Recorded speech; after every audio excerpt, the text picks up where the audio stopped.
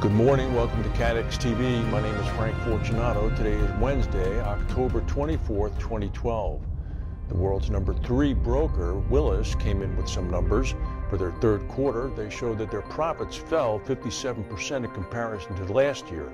Mainly it was due to lower fees and commissions. Willis reported a profit of $26 million for the quarter, or 15 cents a share, down from $60 million in the same period last year. Revenue dipped 0.8%, down to $754 million. Excluding special items, earnings from continuing operations declined to 22 cents per share. Analysts had been expecting 30 cents a share. Part of the continuing flattening of reinsurance premium pricing, and of course that affects brokers because they're paid as a percentage. Tropical storm Sandy is going to reach hurricane strength today. It's going to hit Jamaica later today as well. It's the 18th named storm of the season. It's expected to hit or affect at least the eastern part of the United States over the weekend. To date, the most notable loss remains Hurricane Isaac, which is estimated to have cost insurers about $2 billion. ACE has become the latest property and casualty reinsurer to beat analysts' expectations. The company reported after-tax operating profits of $688 million. This is not bad. This is a bit down from $751 million made in the same period last year, but ACE had been pretty hard hit by higher than expected crop losses on their U.S.-based business. Analysts had been expecting a forecast of the profit being $1.83 a share. ACE came in at $2.01 a share. They also noted, Evan Greenberg did, the CEO, that they continued to benefit from favorable premium pricing in North America, where we recorded strong double-digit premium growth. That's very big news, actually. He said that the premiums are up 8.6%. This echoes comments that have been made now by Travelers and W.R. Berkley that premiums are in fact going up. Here's an interesting comment that was made by Swiss Re's CEO Michael Lees. He spoke to Richard Banks, the Insurance Day editor in Baden-Baden. Mr. Lee said that insurance and reinsurance stocks are suffering because investors do not believe underwriters are pricing risks adequately. He said the fact the value of the insurance and reinsurance companies is below book value is not only because we have the low interest yield environment. There is definitely a conviction amongst investors that we're not pricing risks the way it should be. According to Lees, the traditional tensions between insurer and reinsurer over the pricing of business are easing with the realization that both sides have a role to play.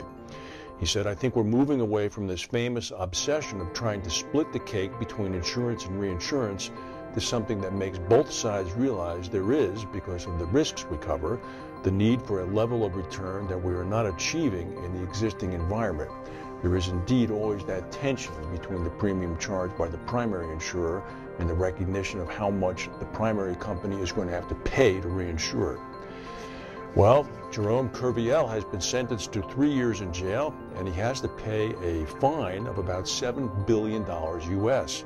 The 35-year-old Kerviel is the former Societe Generale trader.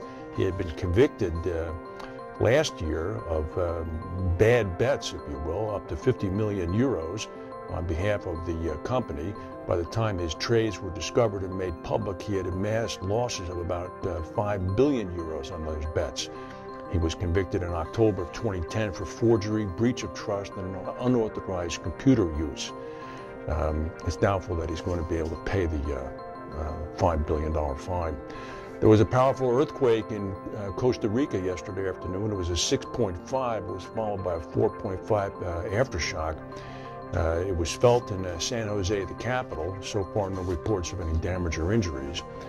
And in the Sudanese capital of Khartoum last evening, not exactly a place with a lot of insurable risk, there were several huge explosions when a military factory in the southern suburbs of the capital exploded. The Al Yarmouk Arms and Ammunition Factory of the Sudanese Armed Forces exploded at around midnight, sparking a wave of panic. The explosion also set free large pieces of shrapnel and ammunition, which scattered in the area.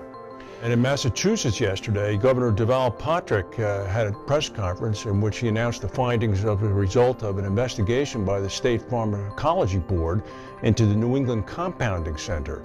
The compounding center is where the fungal meningitis contamination, which has killed about 20 people in the United States, apparently originated from. The governor said that the unsanitary conditions and safety deficiencies were found throughout the factory. He said that, in fact, visible black particulate matter had been found in vials in unsanitary areas that had been used in processing the medicine. There was also a leaky boiler that created an environment susceptible to contaminant growth. The governor has permanently revoked the compounding center's license to do business in Massachusetts. Keep this in mind, those who say that greater regulatory power needs to be returned to the states. The states have no money to perform this function. Tonight, the World Series begins in San Francisco. That's the news for today. If we have any breaking news, we'll come back and tell you. Thanks for watching, and we'll see you tomorrow.